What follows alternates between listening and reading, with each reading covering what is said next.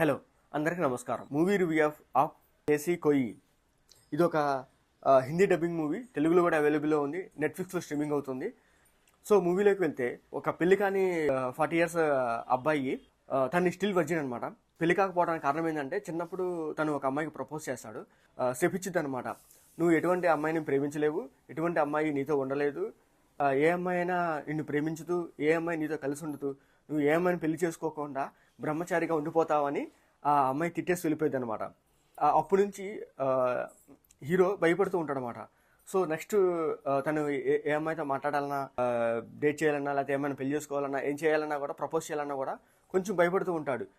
ఇతను భయం పోగొట్టడానికి ఫ్రెండ్ ఒక సజెస్ట్ చేస్తాడు అనమాట. జైసో కోయి అనే ఒక డేటింగ్ యాప్ ఉంటుంది. దాంట్లోకి వెళ్తే అక్కడ అమ్మాయిలు ఉంటారు. సో నీకు నచ్చిన అమ్మాయిని ట్యాప్ చేసి మాట్లాడు, నీకు కొంచెం ఫీర్నెస్ పోయి అంతా నీకు సెట్ అవుతుంది అని చెప్తారన్నమాట. సో అట్లా రోజుకు ఒక అమ్మాయిని ట్యాప్ చేసి వాళ్ళతో చాలా నార్మల్గా, బేసిక్గా తిన్నారా, ఏం చేస్తున్నారు, ఇలా మాట్లాడుతూ ఉంటాడన్నమాట హీరో. సో ఇలా ఉండగా వాళ్ళ ఫ్యామిలీ వాళ్ళు దీనికి ఒక పెళ్లి చూపులు అరేంజ్ చేస్తారు. ఆ అమ్మాయి హీరోయిన్. సో ఇద్దరికి నచ్చి సో మ్యారేజ్ చేసుకోవాలనుకుంటారు. సో ఎంగేజ్మెంట్ కూడా అయిపోతుంది. ఎంగేజ్మెంట్ అయిపోయాక ఆ డేటింగ్ యాప్లో మాట్లాడిన అమ్మాయి, తను పెళ్లి చేసుకునే అమ్మాయి ఇద్దరు ఒకలే అని తెలుసుకుని, ఆ తర్వాత హీరో ఆ అమ్మాయితో కంటిన్యూ అయ్యాడా లేకపోతే వదిలేసి వెళ్ళిపోయాడా అనేదే ఈ స్టోరీ కాన్సెప్ట్. ఫస్ట్ హాఫ్ వచ్చేసరికి ఏమవుతుందంటే, డేటింగ్ యాప్లో మాట్లాడటము, పెళ్లి చూపుల్లో హీరోయిన్ పరిచయం అవటము, హీరోయిన్తో ఉన్న సీన్స్ చాలా బాగున్నాయి. మాధవన్ కొన్ని ఊహించుకుని సీన్స్ చూపిస్తుంటారు. సో అవి ఇంకా బాగున్నవి. సో ఫస్ట్ హాఫ్ వరకు అయితే బాగుంది. సెకండ్ హాఫ్ వచ్చేసరికి హీరోకి తను డేటింగ్ యాప్లో కలిసిన అమ్మాయి అని తెలిసిందో అక్కడి నుంచి కథ మారిపోద్ది అన్నమాట.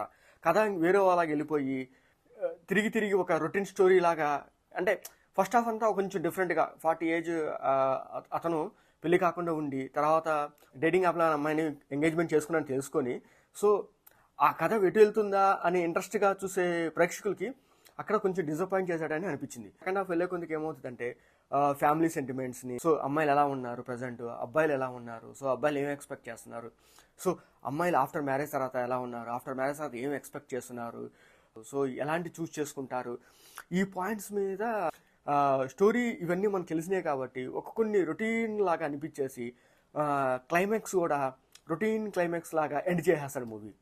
సో ఓవరాల్గా అయితే మూవీ ఓకే, ఫస్ట్ హాఫ్ బాగుంది, సెకండ్ హాఫ్ రొటీన్గానే ఉంటుంది. మరీ అడల్ట్ కంటెంట్ కానీ, మరీ వల్గర్ సీన్స్ కానీ, బ్లడ్ సీన్స్ కానీ అట్లాంటి ఏం లేవు. ఫ్యామిలీతో చూడొచ్చు మూవీ. హ్యాపీ ఎండింగ్ అనిపిస్తుంది మూవీ.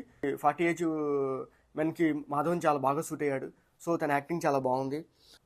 ఫాతిమా యాక్టింగ్ కూడా చాలా బాగుంటుంది హీరోయిన్. తను కూడా సెకండ్ హాఫ్లో తన రోల్ చాలా బాగుంటుంది. క్లైమాక్స్ సీన్స్ కూడా చాలా బాగుంటాయి. సో తప్పకుండా చూడండి. నెట్ఫ్లిక్స్లో స్ట్రీమింగ్ అవుతుంది. మా వీడియోస్ నచ్చితే లైక్ చేయండి, షేర్ చేయండి, సబ్స్క్రైబ్ చేసుకోండి. Thanks for watching.